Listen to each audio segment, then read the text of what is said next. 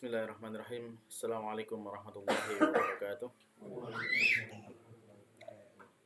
Alhamdulillah wassalatu wassalamu ala Rasulillah wa ala alihi wa ashabihi wa man walah wa la haula wa la quwata illa billah. Baiklah para jamaah, Bapak-bapak, Ibu-ibu yang dirahmati Allah Subhanahu wa taala. Alhamdulillah kita bersyukur kepada Allah Subhanahu wa taala di kesempatan malam hari ini. Ya, kembali Allah Subhanahu wa taala mengizinkan kita bertemu setelah sekian lamanya kita libur kajiannya, karena memang kita menghadapi sebuah wabah pandemi COVID-19 ini yang menjadikan banyak aktivitas kita itu tertunda. Dan tapi alhamdulillah kita bersyukur kepada Allah Subhanahu wa taala untuk hari ini dan hari-hari ini pemerintah kita telah mengizinkan kembali untuk aktivitas keagamaan, ya. Kajian-kajian sudah diperbolehkan untuk dilanjutkan, dan alhamdulillah kita juga mendapatkan izin dari Allah Subhanahu wa taala.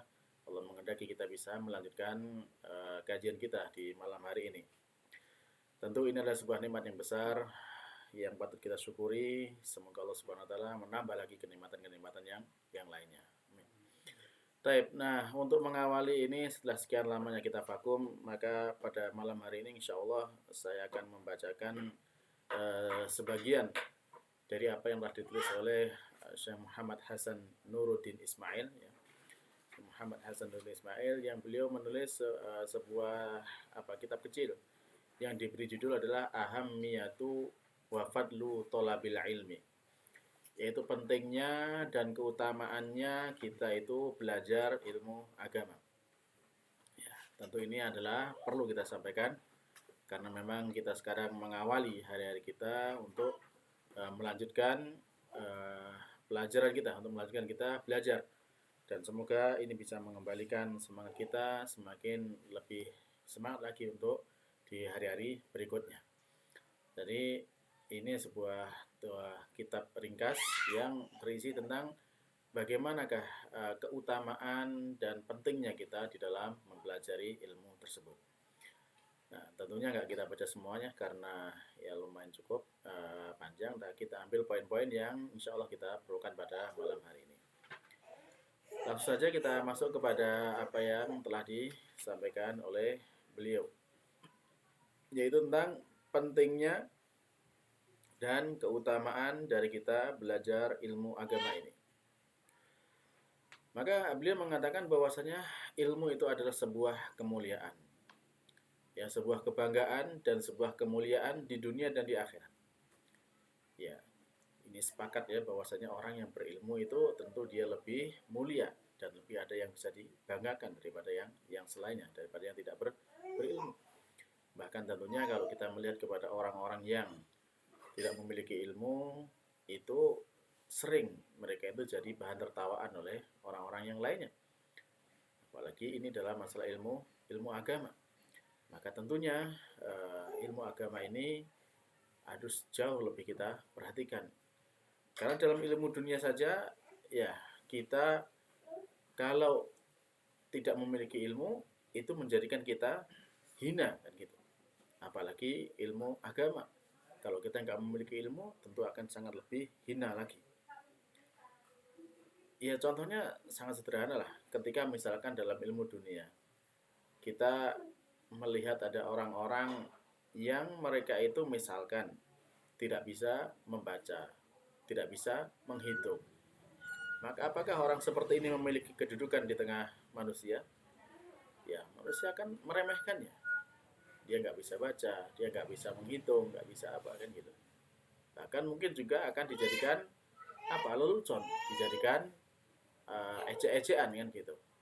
Suruh ngitung ini, dibohongin seperti itu, ngitung misalkan ini beli buah 1.000, buah 10.000, kalau 2 kilo 10.000, kalau 2 kilo beli berapa? 50.000, dibayar 50.000 gitu. Karena nggak bisa ngitung, kan gitu. Nah, itu adalah urusan dunia. Nah, dalam urusan agama tentu harus lebih penting lagi kita perhatikan. Karena jangan sampai kemudian ketika dalam urusan agama seperti ini, ya, orang yang jahil, orang yang bodoh dalam ilmu agama, ya tentunya itu akan menjadikan dia itu sengsara. Ya contoh misalkan ada dia seorang Islam mengaku Islam, akan tapi pada kenyataannya dia nggak tahu rukun Islam itu ada berapa. Ya, ketika tahu pun jumlahnya suruh nyebutkan nggak tahu apa saja rukun Islam itu. Padahal ini kan ilmu yang sangat dasar gitu kan. Dan ini kita lihat banyak sekali di antara umat Islam yang tidak paham seperti ini. Jadi rukun Islam yang 5, ya itu tentu hal yang harus kita pahami. Nggak boleh enggak lah, seorang Muslim itu juga harus tahu tentang 5 rukun Islam. Ya, atau mungkin juga ketika kita lihat di video-video yang tersebar misalkan seorang Muslim ditanya, kamu tahu nggak Mekah itu di mana? Nggak tahu. Di negeri mana? Nggak tahu. Ini masa seorang Muslim seperti itu gitu kan? Tentunya kan di Mekah sana gitu ada Ka'bah yang mana kita dalam sholat itu senantiasa harus menghadap ke Ka'bah. Nah, maka ini adalah suatu hal yang harus benar-benar kita perhatikan dalam ilmu ini. Apalagi ini ilmu agama. Maka sekali lagi ilmu agama itulah yang akan menjadi kebanggaan dan kemuliaan kita di dunia dan di akhirat. Dan tentunya ilmu agama ini adalah lebih utama daripada sekedar harta. Ya. Bahkan para ulama di sana membandingkan tentang bagaimana perbandingan antara harta dengan ilmu sangat jauh bedanya. Ya. Bahkan tentu ilmu itu jauh lebih utama daripada harta. Dan dengan ilmu agama ini akan menjadi jalan untuk kita sampai kepada al-khosyah, kepada Allah Subhanahu wa taala. Apa itu khosyah? Khosyah itu adalah rasa takut yang didasari atas dasar ilmu. Ya. Jadi rasa khosyah ini adalah rasa takut yang didasarkan atas ilmu. Sehingga kalau dengan ilmu kita bisa memiliki rasa khosyah ini, tanpa ilmu kita nggak bisa meraihnya. Sehingga Allah menyatakan di dalam Al-Quran adalah innama yakhsyallaha min ibadihi al-ulama. Yang bisa melakukan khosyah, ya, sesungguhnya hanyalah yang bisa khosyah kepada Allah Subhanahu wa taala itu dari para hambanya adalah para ulama yang mereka memiliki ilmu. Mereka memiliki ilmu tentang apa? Tentang keagungan Allah Subhanahu wa taala. Memiliki ilmu tentang apa? Tentang ya kemuliaan Allah Subhanahu wa taala, tentang kewajibannya kepada Allah Subhanahu wa taala. Hak-haknya Allah Subhanahu wa taala itu mereka memiliki ilmunya sehingga mereka bisa benar-benar menghamba kepada Allah dengan penuh ketakutan atas dasar ilmu yang dimiliki tentang Allah Subhanahu wa taala. Nah, kemudian Nabi Muhammad sallallahu alaihi wasallam beliau juga telah bersabda, "Man yuridillahu bihi khairan yufaqihu fiddin." Muttafaqun alaih. Hadis riwayat Bukhari dan Muslim. Jadi barang siapa yang Allah berkehendak kepadanya untuk mendapatkan kebaikan, maka dia akan difahamkan terhadap agama. Nah, jadi perhatikan di sini. Allah menghendaki kebaikan bagi seorang hamba. Bagaimana caranya? Caranya adalah dia difahamkan tentang agama. Nah, bagaimana kita bisa paham kepada agama kita? Ya tentunya adalah dengan belajar, dengan mencari ilmu agama ini. Maka dengan itulah yang menjadikan kita paham kepada agama ini. Sehingga apabila kita melihat kepada diri kita, ya kita sudah memiliki perhatian, kita sudah mengarah kepada seorang yang faqih atau memiliki pemahaman terhadap agama. Dengan belajar kita paham kepada agama. Atau kita melangkah untuk mencari ilmu, belajar. Ya, bagaimanapun jalannya, apakah dengan ya belajar di ma'had atau belajar di majelis taklim atau belajar ya di mana saja yang bisa menyampaikan ilmu kepada Allah Subhanahu wa taala, ya dengan kajian-kajian yang diikuti ataupun dengan zaman sekarang misalkan banyak belajar lewat online gitu. Nah, itu selama itu bisa menyampaikan kita kepada ilmu yang memahamkan kita kepada agama, yaitu menjadi sebab bahwasanya Allah menghendaki kepada kita adanya kebaikan. Demikian juga kalau kita sudah melangkah untuk memahami Al-Quran dan As-Sunnah, ya Ya, bagaimana tadi? Dengan belajar. Kita memahami ayat per ayat, hadis per hadis. Ya, sebagaimana kita lakukan dalam hadis kita kali ini, kita mengkaji hadis-hadis Rasulullah SAW. Kita baca hadis per hadis supaya kita paham tentang apa yang beliau ajarkan kepada kita. Ya, maka insya Allah ini semua ini apabila kita melakukannya, maka ketahuilah bahwasanya itu termasuk di antara tanda Allah Subhanahu wa taala menghendaki kepada kita untuk mendapatkan kebaikan. Ya, karena kita melangkahkan kaki kita untuk berusaha memahami agamanya Allah Subhanahu wa taala. Dan siapa yang berusaha untuk meraih memahami agama ini, maka itu tandanya Allah menghendaki kebaikan bagi orang tersebut.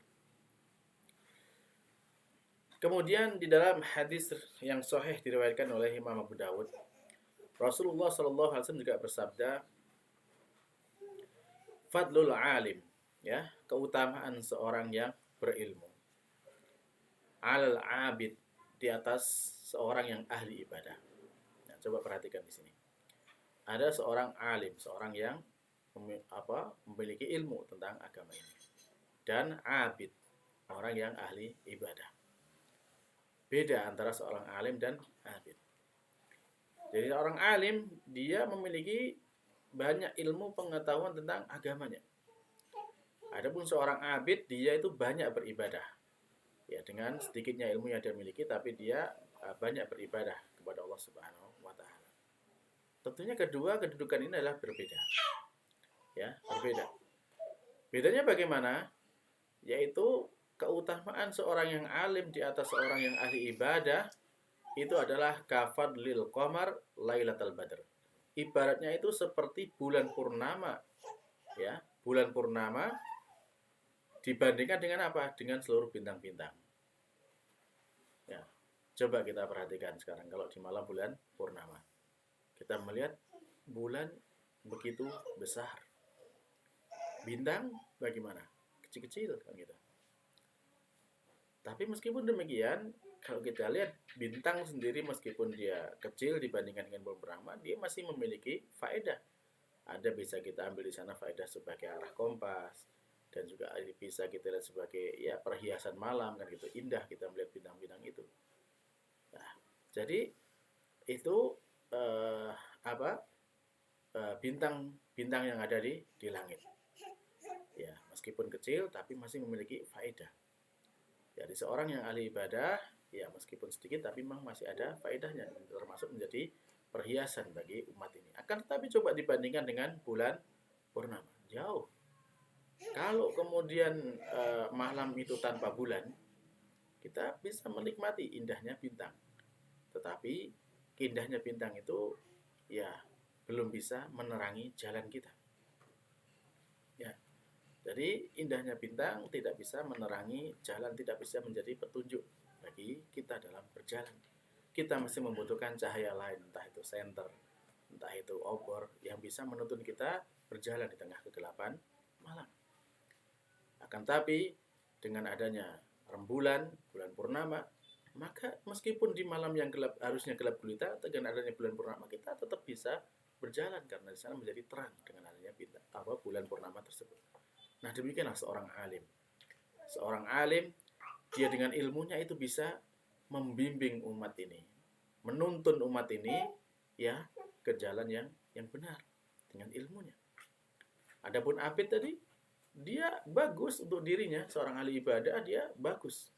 Ya, dia akan menjadi orang yang baik untuk dirinya, tapi belum bisa untuk menuntun orang lain bisa selamat dari di jalan yang benar, tidak bisa menjadi penerang bagi orang yang ada di sekitarnya. Maka ini adalah sangat jelas sekali perbedaan antara alim dan abid tersebut. Kemudian Rasulullah melanjutkan di dalam sabdanya, wa innal ulama dan sesungguhnya para ulama itu adalah warasatul anbiya, mereka adalah pewaris para nabi. Nah, ini luar biasa, pewarisnya para nabi. Ya, kalau kita menjadi pewaris raja saja itu sudah bangga kan gitu, akan mendapatkan banyak warisan gitu.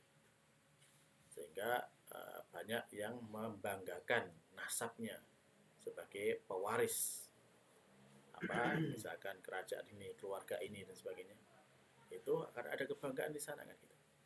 Nah, akan tapi ini para ulama mereka lah yang menjadi pewarisnya para nabi. Mengapa demikian? Wa innal anbiya, dan sesungguhnya para nabi itu lam yuras. Mereka tidaklah mewariskan. Lam yuwarisu, mereka tidaklah mewariskan dirhaman, ya, wala dinaron. Tidak mewariskan uang dirham dan juga tidak mewariskan uang dinar. Jadi mereka tidak mewariskan harta. Wa innama warasul ilma. Akan tapi mereka para nabi itu mewariskan ilmu. Faman akhadha bihi akhadha bihadzim wafir. Sehingga barang siapa yang mengambil dari warisan itu, ya, apa tadi warisannya adalah ilmu. Maka dia telah mengambil dengan bagian yang besar.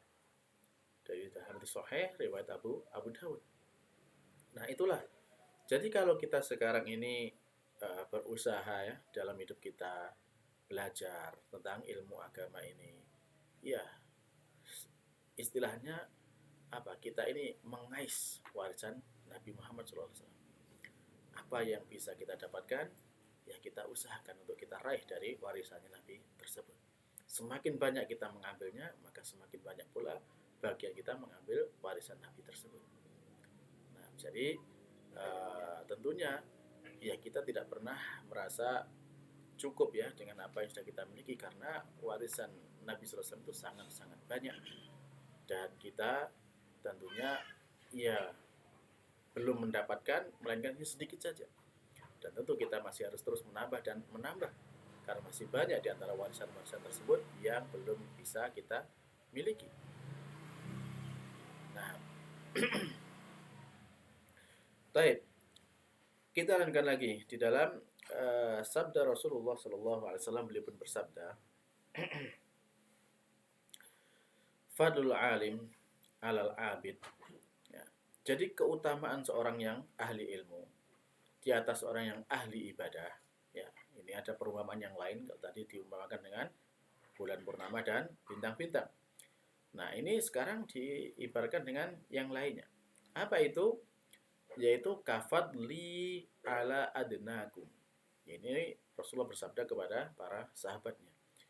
Jadi perbandingan antara orang yang alim dengan orang yang ahli ibadah itu, kata beliau, adalah seperti keutamaanku di atas orang yang paling rendah di antara kalian, di antara para sahabat. Ya, jadi bisa dibandingkan nggak? Bagaimana kira-kira perbandingannya Rasulullah ya dengan sahabat yang paling rendah derajatnya? Jauh nggak perbedaannya kira-kira? Ya, jauh sekali. Tidak bisa dibandingkan. Rasulullah adalah makhluk yang paling mulia. Bahkan lebih mulia dari para malaikat. Bahkan lebih mulia dari malaikat Jibril. Malaikat Jibril adalah malaikat yang paling mulia. Tapi Rasul lebih mulia dari malaikat Jibril. Apa buktinya? Apa? Dia tahu buktinya bahwasanya Rasulullah itu lebih mulia dari malaikat Jibril? Hah? Ada ingat nggak? Buktinya apa? Malaikat disuruh sujud Ya, itu secara umum bahwasanya manusia memiliki kemuliaan, bahwasanya malaikat diperintahkan untuk sujud kepada Nabi Adam. Nah, yang khusus kepada Nabi Muhammad yang menunjukkan keutamaan beliau Sallallahu Alaihi Wasallam di atas malaikat Jibril apa? Ya, malaikat bersolat kepada Nabi, diperintahkan Allah Subhanahu Wa Taala untuk bersolat kepada beliau. Dan bukti yang lainnya yang sangat jelas bagi kita adalah ketika beliau di Isra Mi'rajkan. Kapan itu? Yaitu ketika beliau sudah naik sampai ke Sidratil Muntaha. Di sana kemudian apa yang terjadi? Malaikat Jibril mempersilahkan Rasulullah untuk naik sendiri kepada Allah Subhanahu Wa Taala. Kenapa kok ini? Karena malaikat Jibril sudah maksimal stop, tidak bisa naik lagi, dan yang bisa hanya Rasulullah SAW untuk menghadap kepada Allah Subhanahu Wa Taala. Jadi itu malaikat Jibril tidak bisa mendekat sedekat itu. Kan tapi kemudian Nabi Muhammad dimuliakan Allah Subhanahu Wa Taala dengan didekatkan sedekat-dekatnya kepada Allah Subhanahu Wa Taala pada saat peristiwa Isra Mi'raj. Maka ini menunjukkan betapa mulianya Rasulullah Shallallahu Alaihi Wasallam di hadapan Allah Subhanahu Wa Taala. Nah, beliau yang begitu mulia itu kalau dibandingkan dengan orang yang paling rendah, ya, ya bisa dikatakan kalau adnakum ini dimaksud adalah sahabat yang paling rendah, itu sudah sangat jauh. Apalagi kalau misalkan adnakum di sini kumnya kembali kepada umat Islam, misalkan ya tentu sangat jauh sekali. Umat Islam yang paling rendah ya mereka yang ya sedikit amalnya banyak maksiatnya kan gitu. Maka ini adalah ibarat perbandingannya antara seorang yang alim dan seorang yang abid tersebut. Orang yang memiliki ilmu dan orang yang hanya sekedar ahli ibadah. Maka beda sekali. Beda sekali. Bahkan bobot ibadah yang meskipun sama-sama ibadahnya, ibadah yang sama di waktu yang sama, ya dengan tata cara yang sama, itu nilainya berbeda ketika orang itu beribadah dengan ilmu dan beribadah tanpa ilmu. Taib, lanjutkan hadisnya wa innallaha azza wa jalla wa malaikatahu wa ala samawati wal ardi hatta an-namlah fi juhuriha wa hatta al-hud la yusalluna ala muallimin nasa al-khair. Sahih al-Jami' al-Albani. Jadi ini hadis sahih yang disahkan oleh Syekh Al-Albani. Dan sesungguhnya Allah Subhanahu wa taala, Allah azza wa jalla, Allah yang maha perkasa lagi maha mulia. Wa malaikatahu dan juga para malaikatnya. Waalaikumsalam. Jadi Allah, para malaikatnya, ya seperti yang tadi disebutkan ya, Allah dan para malaikatnya, demikian juga ahlus samawat, penduduk langit, ya. Jadi penduduk langit siapa ya? Para malaikat kan itu. Berapa banyaknya para malaikat? Berapa banyak para malaikat? Tidak terhingga, banyak sekali malaikat itu kan. Jumlahnya malaikat sangat-sangat banyak.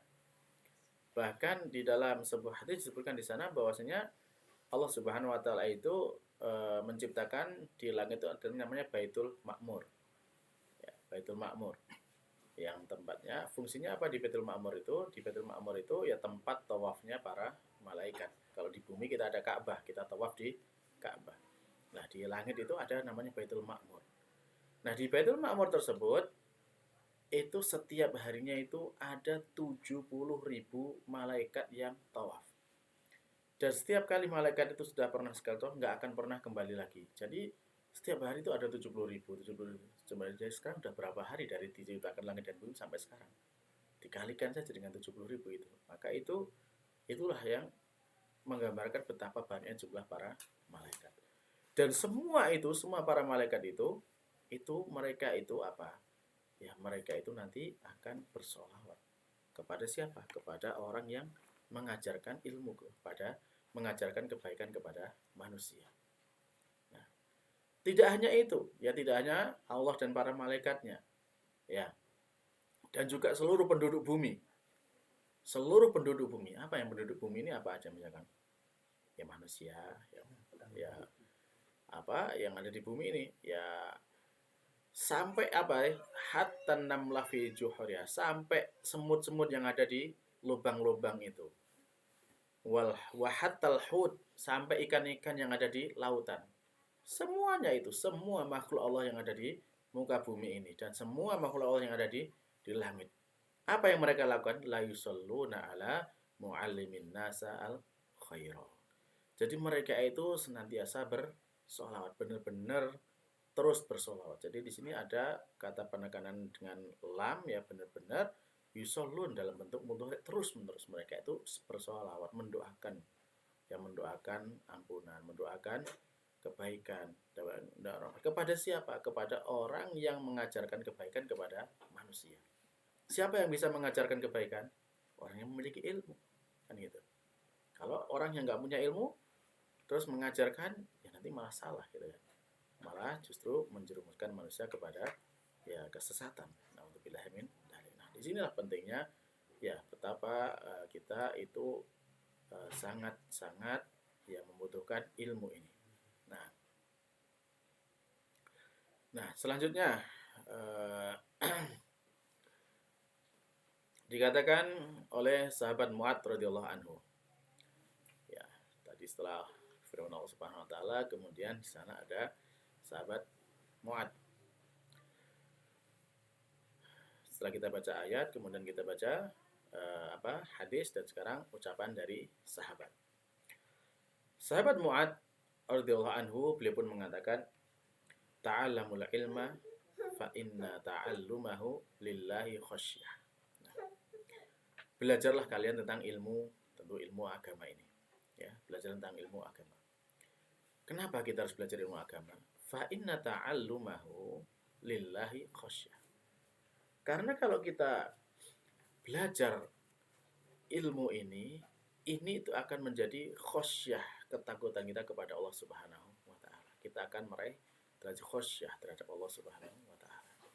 Dengan belajar, ya, memiliki ilmu, kita akan menjadi hamba yang memiliki khosyah, rasa takut kepada Allah Subhanahu wa taala.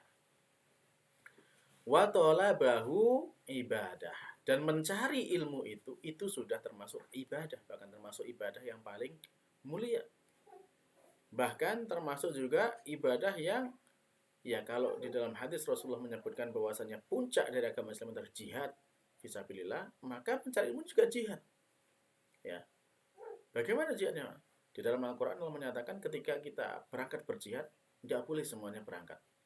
Harus ada yang sebagian dari umat Islam yang tinggal untuk apa? Untuk belajar ilmu, untuk memahami tentang ilmu ini. Kan derajatnya sama antara jihad di medan perang dengan jihad untuk mencari ilmu. Ya, sehingga nanti dia tetap akan bisa memahamkan manusia tentang agama ini. Di dalam sebuah hadis Rasul juga menyatakan bahwasanya siapa yang keluar berjalan mencari ilmu, ya maka dia berada di fisabilillah sampai dia kembali. Dan kalau dia kemudian dalam belajar ini meninggal gitu, maka dia mendapatkan syahid. Jadi ya sampai dia kembali ke rumahnya, ya dia keluar dari rumah, ya berapapun lamanya selama dia keluar untuk mencari ilmu, ya misalkan mondok selama 3 tahun, 4 tahun, 5 tahun, ya. Kemudian itu sampai dia pulang, maka dia terhitung sebagai orang yang berjihad di jalan Allah Subhanahu wa taala. Atau misalkan jenengan berangkat dari rumah, misalkan sampai ke sini, ya selama dari berangkat sampai pulang lagi misalkan butuh waktu berapa, 3 jam, 4 jam, misalkan seperti itu. Ya itu selama itu juga terhitung sebagai pahala jihad di jalan Allah Subhanahu wa taala. Maka itu adalah ibadah yang besar. Mencari ilmu itu adalah termasuk ibadah yang besar. Wa mudzakaratahu tasbih. Dan kemudian kalau kita mudzakarah, mengingat kembali, mempelajari, mengulang kembali pelajaran yang sudah pernah kita pelajari tentang ilmu itu, maka itu dinilai sebagai tasbih, yaitu sebagai apa? Sebagai ya tasbih kita, ucapan pensucian terhadap Allah Subhanahu wa taala. Dan berikutnya adalah wal bahsa anhu, ya jihad. Dan kalau kita kemudian melakukan sebuah penelitian, ya, tentang ilmu, ya, karena kalau misalkan kita ada masalah, ya butuh jawaban, maka kita mencari jawabannya itu tentang bagaimana para ulama mengatakan tentang masalah ini, ya, bagaimana kemudian ini namanya bahas, mencari jawaban dari permasalahan umat, maka disitu terhitung sebagai jihad, ya, jihad fisabilillah. Kemudian wa ta'limahu liman la ya'lamuhu shadaqah. Dan mengajarkan ilmu itu kepada orang yang tidak mengetahuinya, maka itu dihitung sebagai sedekah. Ya, tentunya ini adalah sangat besar pahalanya, ya, dengan sedekah ilmu. Bahkan kalau ilmu ini kemudian bermanfaat kepada orang yang kita ajarkan, maka itu termasuk pahala yang akan terus mengalir pada sampai hari kiamat. Kan di dalam riwayat Imam Muslim, ya, bahwasanya idza matal insan inqata amaluhu illa min salah satunya adalah hal ilmu yang tafa'u, ilmu yang memberikan manfaat kepada orangnya. Jadi ilmu yang diajarkan dan bermanfaat bagi orang lain, maka itu akan bernilai seperti sedekah jariyah. Pahalanya terus mengalir ya kepada orang tersebut meskipun dia setelah meninggal sampai hari kiamat. Wa badlahu li ahlihi kurbatun, ya, dan kemudian kita ketika mengerahkan atau ya memberikan kepada orang yang ahli ilmu itu, mengarahkan segala kemampuan, maka itu adalah sebagai bentuk pendekatan diri kepada Allah Subhanahu wa taala. Mengapa? Li'annahu mu'alimun halal wal haram wa manazilu sabi wa manazil subuli ahli jannah. Jadi orang yang memiliki ahli ilmu dan kemudian ya kita senantiasa mendekatkan diri kepada mereka, maka itu akan menjadi sebab dekatnya kita kepada Allah Subhanahu wa taala, karena mereka itu senantiasa mengajarkan tentang yang halal, yang haram itu. Ya, kalau dengan orang yang ahli ilmu kan enak kita. Kalau kita mau berbuat seperti ini, oh ya silahkan, itu adalah amal baik gitu kan, berpahala besar. Kalau kita mau berbuat yang salah, dia akan menegur, oh, jangan lakukan itu ada dosanya gitu kan. Nah, maka itu adalah hal yang menyenangkan terkait kita ya dekat dengan orang yang ahli ilmu. Ya, menjadi segala yang keluar dari ahli ilmu itu insya Allah adalah kebaikan. Dan seorang yang memiliki ilmu itu akan menjadi penerang jalan menuju ahli surga, akan menjadi petunjuk supaya kita bisa sampai ke surga. Nah, taib. Jadi ya demikianlah apa yang disampaikan oleh sahabat Mu'ad radhiyallahu anhu tentang betapa mulianya seorang yang memiliki ilmu.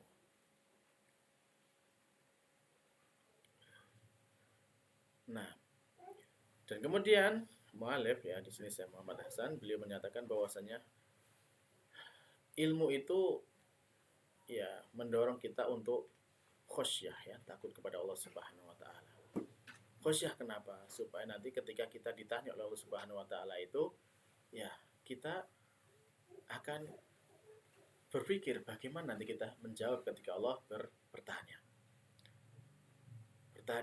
Misalkan ya ketika kita sekarang sudah memiliki ilmu, kemudian kita nggak mau mengamalkan ilmu itu, maka bagaimana nanti kalau kita ditanya oleh Allah Subhanahu wa taala? Ya. Misalkan kita tahu dengan ilmu yang kita pelajari, sholat itu hukumnya wajib, tapi kemudian kita nggak mau sholat, maka nanti bagaimana kalau kita ditanya oleh Allah Subhanahu wa taala? Maka itu yang harus kita perhatikan. Oleh karenanya sahabat Abu Darda radhiyallahu anhu, beliau mengatakan bahwasanya innama akhsha an yakuna awal ma yas'aluni anhu rabbi an yaqulu li madza amilta bima alimta. Jadi sesungguhnya yang paling aku khawatirkan adalah ketika pertama kali nanti ditanyakan kepadaku oleh Tuhanku. Apa yang ditanyakan? Yaitu apa yang kamu amalkan dengan ilmu yang kamu ketahui. Nah, sekarang kita lihat diri kita. Kita sudah tahu apa dalam ilmu agama ini. Dan bagaimana kita mengamalkan ilmu tersebut. Ya, maka inilah menjadi yang sangat penting. Dengan belajar, bukan sekedar kita belajar, tapi bagaimana kita kemudian melanjutkan ilmu itu sampai membawa kita kepada amal, perubahan kita semakin dekat kepada Allah Subhanahu wa taala. Nah, sebagian salafun mereka mengatakan bahwasanya wallah, demi Allah, ya inni la akhsha alla tabqa ayah fi kitabillah amiratun au nahiyatun illa ja'atni yaumil qiyamah. Demi Allah, sungguhnya ini saya benar-benar takut, benar-benar khawatir. Khawatir apa? Tidaklah tersisa sebuah ayat dari kitab Allah. Apakah itu berisi perintah ataukah berisi larangan? Semua ayat itu nanti apa? Illa ja'atni yaumal qiyamah. Mereka ayat itu akan datang kepadaku nanti pada hari kiamat. Terus apa? Maka fatakul. Maka kemudian ya ayat itu akan menanyakan kepada orang tersebut. Al-amir bil khair, ya ayat yang memerintahkan kepada kebaikan. Hal amil tabi, apakah kamu sudah mengamalkannya? Misalkan kita kemarin kan sudah melewati bulan Ramadan ya, kemudian di sana kan kita tahu ada ayat yang mengatakan kutiba alaikumusiyam, diwajibkan atas kalian berpuasa. Maka ayat ini akan datang nanti ketika dikhawatirkan nanti datang pada hari kiamat dan menanyakan apakah kamu sudah melaksanakan puasa, ya. Atau misalkan di dalam firman Allah Subhanahu wa taala berfirman fa'lam, ini kan perintah dari Allah Subhanahu. Maka belajarlah, maka ilmuilah annahu la ilaha illallah, bahwasanya dia itu tidak ada sembahan yang berhak melainkan tidak ada sembahan yang berhak disembah melainkan Allah Subhanahu wa taala. Nah, ini kita tahu perintah Allah seperti ini. Perintah adalah wajib kan gitu. kemudian ayat ini datang, nanyakan kepada kita, apa yang sudah kamu lakukan? Apakah kamu sudah memiliki ilmu tentang Allah Subhanahu wa taala, memiliki ilmu tentang la ilaha illallah? Nah, ini adalah perintah yang harus kita tunaikan. Nah, demikian juga watakulun nahyah, demikian juga ayat-ayat yang berisi larangan anil haram, tentang perbuatan yang haram. Ya, maka dia akan menanyakan, hal intahaita anhu, apakah kamu sudah meninggalkan perkara yang haram itu? Ya, misalkan apa? Ya, misalkan larangan kita untuk minum khamr. Apakah kita sudah meninggalkan khamr? Larangan kita untuk mendekati zina, wala taqrabuz zina. Apakah kita sudah meninggalkan segala hal yang mendekatkan diri kita kepada zina?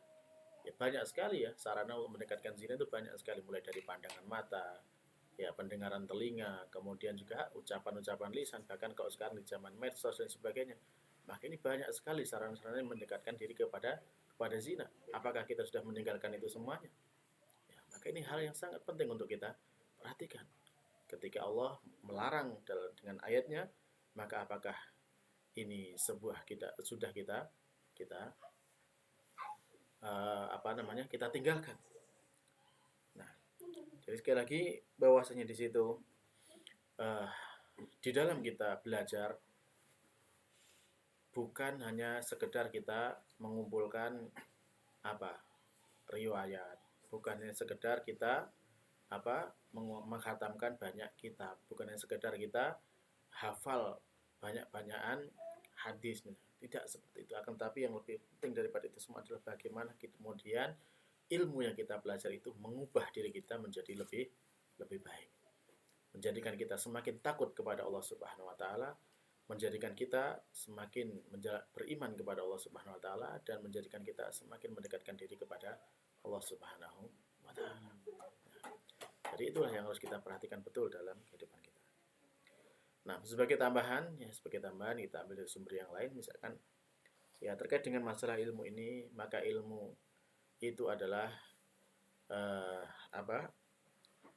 jalan yang memudahkan kita untuk sampai ke dalam surganya Allah Subhanahu wa taala. Rasulullah sallallahu alaihi wasallam bersabda bahwasanya man salaka tariqan yaltamisu fi ilman sahalallahu lahu bihi tariqan ilal jannah.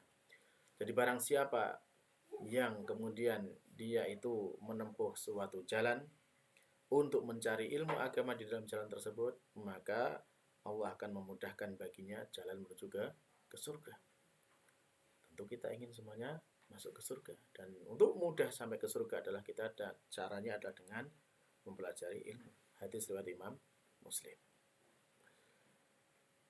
Demikian juga bahwasanya sebagian tadi kita sampaikan, ilmu itu ya kalau tidak bermanfaat maka ilmu akan kekal tidak bagi pemiliknya, pahalanya akan terus mengalir bagi orang yang memiliki ilmu tersebut.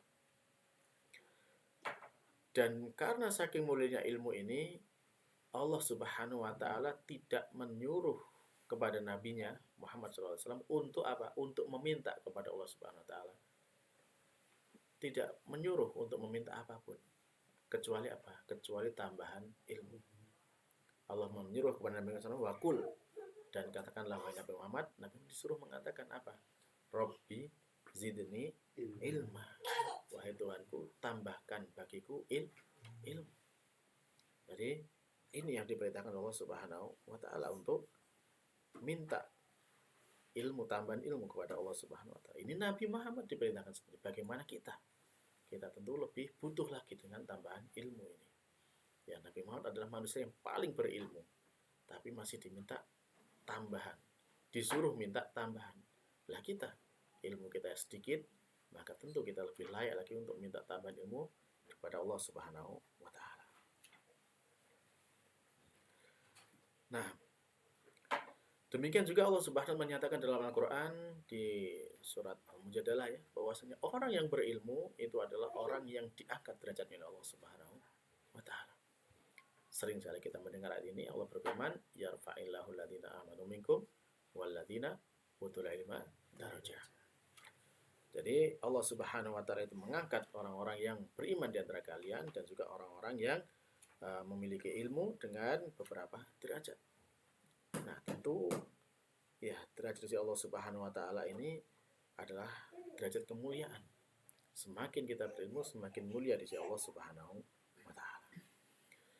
Nah, dari situlah para jamaah sekalian yang Allah Subhanahu wa taala, sedikit ini mudah-mudahan sebagai pengantar kita untuk memulai kembali kajian ini menjadikan kita semakin bersemangat untuk menambah ilmu ya tentang agama ini, semakin semangat dengan belajar. Tentunya tidak cukup ya dengan hanya majelis kita seperti sekarang ini sepekan sekali.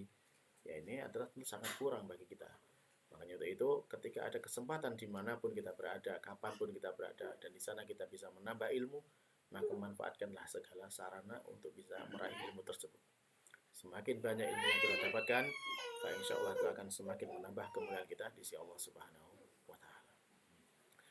Baik, ya demikian mungkin yang bisa kita sampaikan di kesempatan perdana kali ini setelah kita jeda cukup lama dari adanya pandemi Covid ini.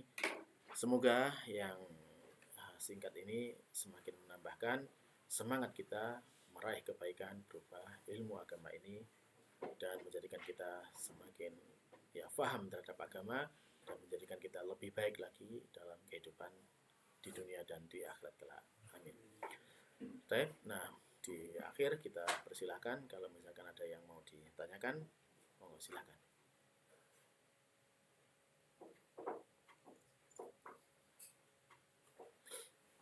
Tadi tentang kurang paham tentang dan kalau kita melakukan penelitian tentang ilmu ya itu dari ucapan sahabat Mu'ad ya tadi, Mu'ad bin Jabal, bahwasanya kalau kita melakukan penelitian tentang ilmu ya maka itu dihitung sebagai jihad ya, sebagai ibaratnya kita sedang berperang ya, karena memang kenyataannya demikian. Kalau kita misalkan ya mendapatkan sebuah pertanyaan gitu kan dari umat, terus kita membutuhkan jawaban itu, memang kita harus berjihad betul mencari referensi bagaimana, karena kan nggak mungkin kita menjawab dengan tanpa ilmu. Kalau menjawab tanpa ilmu itu juga dosa kan gitu. Tapi terus harus ilmunya dulu. Kita belajar lagi, kita cari bagaimana para ulama menjawabnya, bagaimana apa yang menjadi solusi dari permasalahan tersebut. Nah, itu yang kemudian dikatakan sehingga dalam membahas tentang ilmu ini ya, melakukan penelitian tentang sebuah jawaban atau sebuah permasalahan itu, maka itu terhitung sebagai jihad tersendiri ya. Baik, mungkin ada yang lain?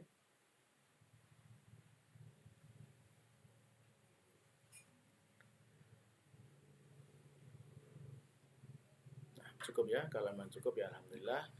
Dan mudah-mudahan ini sekali lagi menjadi penyemangat bagi kita, dan ke depan insya Allah kita akan lebih semangat lagi untuk belajar dan menjadikan kita sebagai orang-orang yang ahli ilmu insya Allah. Amin. Kita cukupkan dengan doa kafaratul majelis. Subhanakallahumma rabbana wa bihamdika asyhadu an la ilaha illa anta astaghfiruka wa atubu ilaik. Wassalamualaikum warahmatullahi wabarakatuh.